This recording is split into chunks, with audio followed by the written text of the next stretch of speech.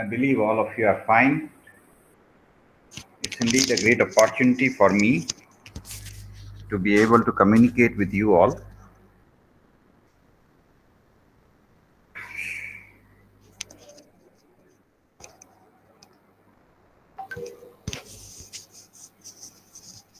So, I will talk to you about the research and publication journey. If I talk to you about research and publication journey, how does it start? How will the research and publication journey help you in your transition from the present to the future through a graph? Something like that. I'll just show you how we can proceed further. Excuse me, sir, you are not audible. Just a minute. Yes, I hope now I am audible. Yes, sir, totally. Yes, sir. Good afternoon, sir. Good afternoon, everybody. As we proceed ahead, Good afternoon, sir. the journey of research starts with the definition. What is your title? This is your first step. Take this step very carefully. Once you have decided about the title, that this is going to be my title, the next task that comes to you is literature review. Literature review. And literature review will enable you to be focused, to identify research gaps. You will come to know about what are the research gaps so that you can bridge those research gaps. So thereafter, the third step that you have is research methodology. The fourth step thereafter, the fourth step that you have to do after the research methodology is finalized is your actual research, which is data collection. And once the data are collected, then next steps will start.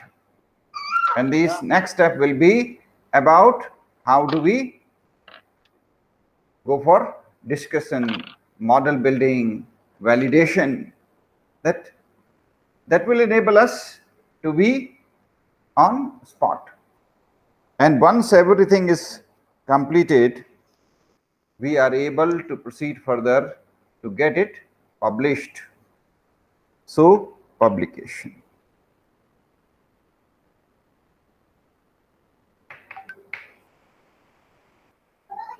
Your entire research journey starts from the first step, title, deciding the title of your thesis, to literature review, to research methodology, to data collection, and to publication. Your research will revolve around these steps, from the step number 1 to the step number 5. So you will be able to undertake your entire research in these steps. Now you have an opportunity to get yourself published at this level when you are able to undertake a conceptual paper, because you are still exploring the concept, you are trying to understand the topic. You can prepare a conceptual paper at this stage. At this stage, you can prepare a review paper. At this stage, you can write a paper about methodological aspects. At this stage, you can prepare a research based on the data that you have collected and analyzed. So one paper available here, one paper available here, one here and one here. Well, you can publish up to 4 papers. If you put in your best efforts at each of these stages, you can publish up to 4 papers, 4 articles, 4 publications. In this stage, in data publication and all these things, if you are using case study methodology, there is a possibility that you may be able to develop a few case studies and can have a few more publications. If the number of case studies are more, you can have slightly more publications. So this is how your research journey will enable you to attain your publication objective. You're going ahead with some publication objective. You want to get some papers published.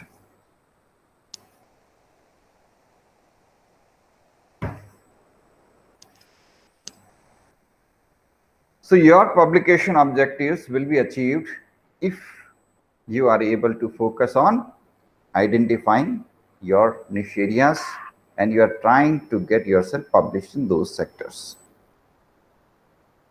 Once you start writing articles, you have to prepare, first of all, a structure of the paper that you're going to write. So how will the structure of the paper look like? What will be the structure of your paper? The structure of paper will be something like, first of all, there will be introduction.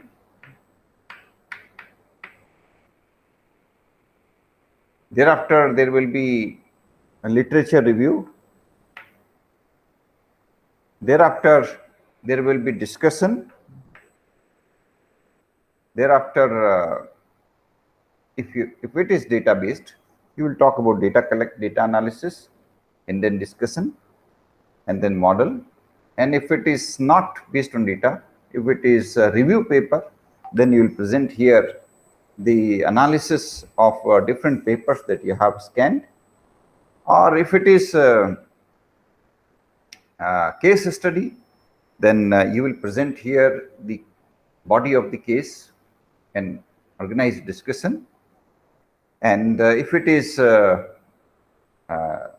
conceptual paper, then here you will present the body and then references, bibliography, and annexures. So this is an structure. This is the overall structure. Different journals have different requirement. Before you start writing for a journal, you have to understand the requirement of the journal. What should you do? You should read guidelines for the authors. You should read guidelines for the authors. Where do you find it? You'll find these guidelines on the website of the journal. Every journal has its website. You have to submit your paper through its website, and on the website you will find guideline for the author. And just a minute. Archika ji, please mute yourself. Archika ji, please mute yourself.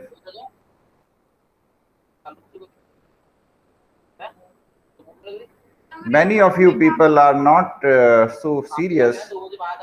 You do not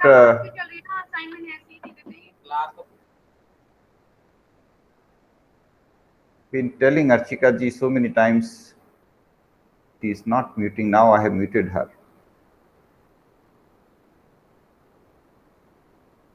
Now, the journey of your research will start from here. You have to read guidelines for the author. Read them very carefully. They will give you guidelines about how you have to start your research journey. So guidelines for authors is very important. Read it very carefully. Read also published papers.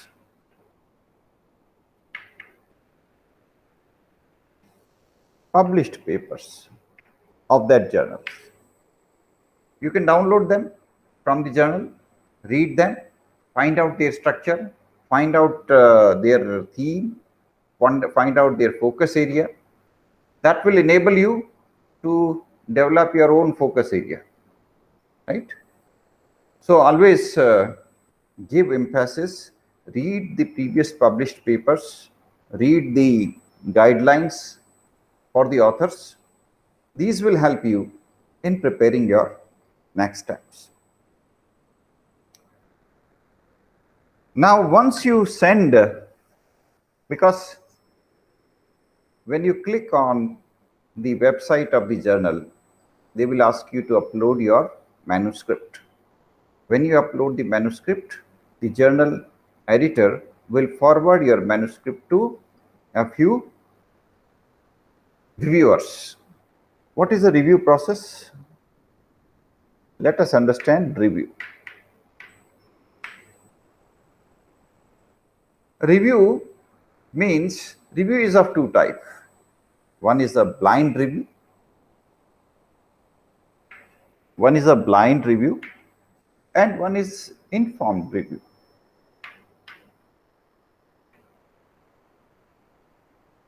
Blind review is better. Blind review is better. Why? Because in case of blind review, the reviewer doesn't know you and you also do not know the reviewer. The editor of the journal forwards your manuscript to somebody to review it. The person who has got this, your manuscript, doesn't know you and you also do not know. So there is no biasness, right? There is no friendliness. There is nothing, there is no friendliness, there is no enmity, nothing. It's a professional work. So if I get your manuscript to review, I do not know that it is written by you. I get a review form from the journal in which the editor of the journal would ask me, please read this paper carefully and suggest, should this paper be published or should this paper be rejected or should the author be asked to edit it, revise it and update it.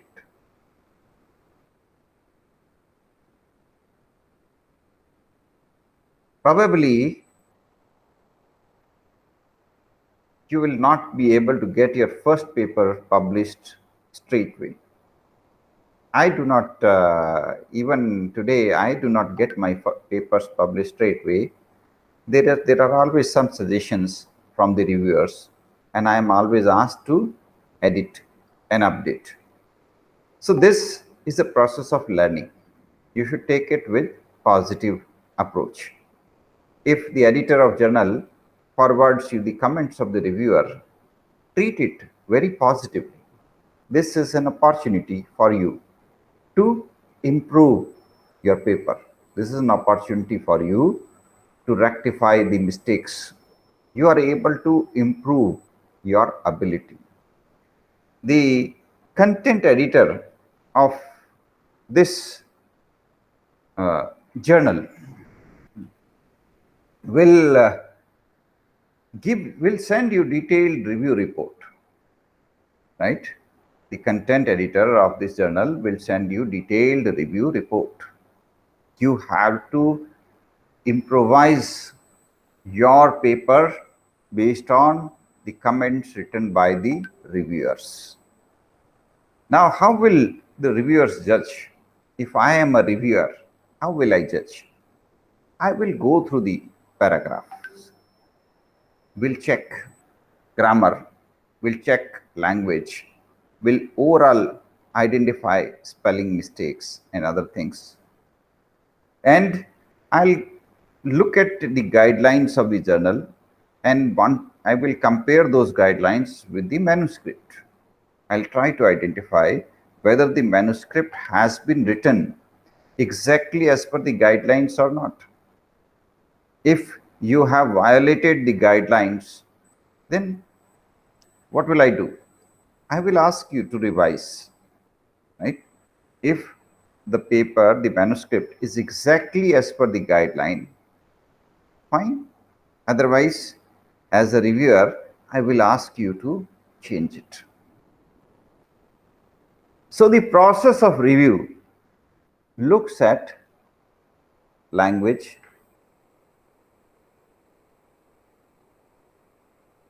structure,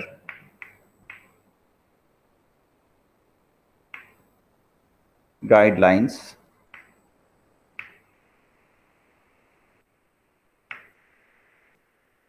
and overall. Every journal has its own criteria for review. So the journal will send a few criteria to the reviewer that please review this paper on these criteria. And the reviewer will check each paper on those criteria. The reviewer will identify the suitability of the paper on those criteria. The criteria could be like, is the paper relevant? Is the paper having empirical work? Is the paper having sound research methodology? Are there any innovations? Are there any new contribution to the field of study? Is there any new theory? Is there any new addition to this field of subjects? These are common criteria. Some journal may have some different criteria. So I'm just talking about the most common criteria like this. So review. You have to be very particular so far as your language is concerned. You have to be very particular about the structure. You have to be very particular about the guidelines which are already mentioned in the journals, guidelines for authors.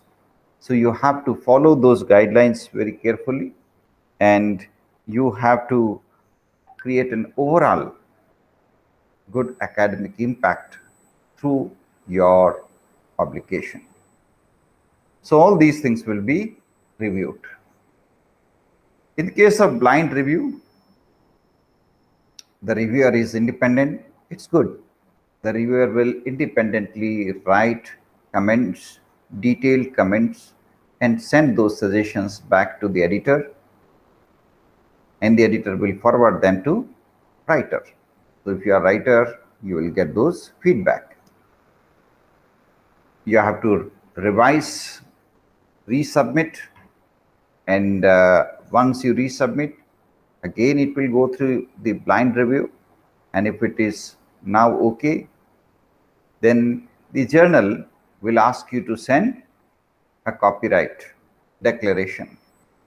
So a copyright format declaration you will have to sign and send it. Copyright means you declare that you hold it copyright of the paper. You have not published it elsewhere. You have not shared it with anybody else, and you are now handing over this paper for publication in so and so journal. And you are obviously giving due rights to the journal for publication. So this is copyright declaration form. Copyright form you have to sign and send. There is a prescribed format which the journal editor will send to you. You will have to sign it and send it. Then the editor will start the process of publication. It will be put for once it is in process, they'll prepare proofs, send it to you for proof checking. You will undertake the proof checks and send your consent that now it's okay, you can publish it. Thereafter, the journal will publish it. Once it is published, the journal will share with you the published paper. You can then share it with your friends, your relatives, as per the guidelines of the journal. You should share information about your published paper in your academic circle, because more and more people who are interested in conducting similar research will then read your paper, give it citation in their paper, and in this way your citation index will increase, because your task is not yet complete. Your task is not yet complete. Your task is also to see that your published paper is very highly cited. More and more people refer to it.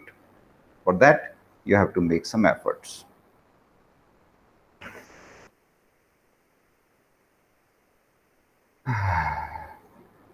Every academician has the ultimate goal of becoming a popular, becoming the goal of creating impact. When I say impact, I'm meaning that you write something, and through your writing, there is an impact on policymakers, there is an impact on theory writers, there is an impact in academics. Different people are able to get benefit. This is your goal, and you achieve this goal.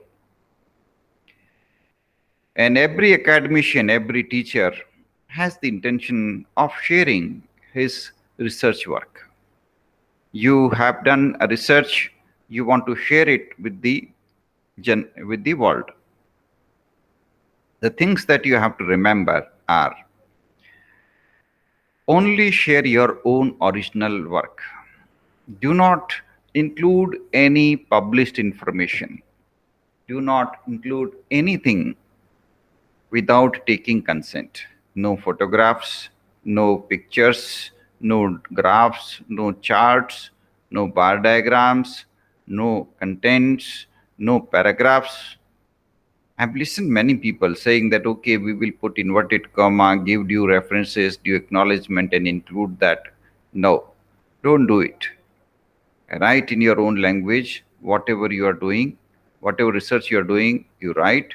If you have to give reference of previous theories, then give due references, give due acknowledgement, name those theories. Detailed content you have to write in your own language. And in this way, you are able to make significant academic contribution. Your publication will help you tremendously in your academics. And remember, you have to write with the purpose. You should have a very clear purpose in your mind. If you are writing, let's say, for poverty removal, your purpose should be very clear. You want the poverty to end. And to end the poverty, your writing, your research is with the clear purpose of helping the society and ultimately eradicate the poverty. And therefore, keep that purpose in mind while writing. At the end of your research, it is the ultimate impact that counts. If through your research there is some improvement, there is some change in policy, there is some improvement in the lives of some common people, that is the ultimate goal of research which you have attained. If you say, through your research, a lot of nuclear bombs have been created, shame on you. What is your contribution? What is the impact of your research? You are a highly technical trained person, highly advanced person doing advanced research, but what is the impact of your research? Through your research, more and more destruction will take place in the world. More and more nuclear bombs will be created. It will destroy the mankind. It will destroy the world. Why are you doing such kind of research? Shame on you. But if you are doing a research for removing poverty, for removing unemployment, for bringing peace, happiness, love, compassion, helping the mankind, helping other living beings, protecting our planet, protecting forests, protecting oceans, protecting other living beings, creating sustainable development approach, supporting greenery, supporting the ecosystem, supporting the glaciers, supporting the environment, well, you are doing commendable work. Through your work, if you are able to bring happiness, if you are able to bring greeneries, your work deserves appreciations. You are doing great work, and everybody should appreciate your work.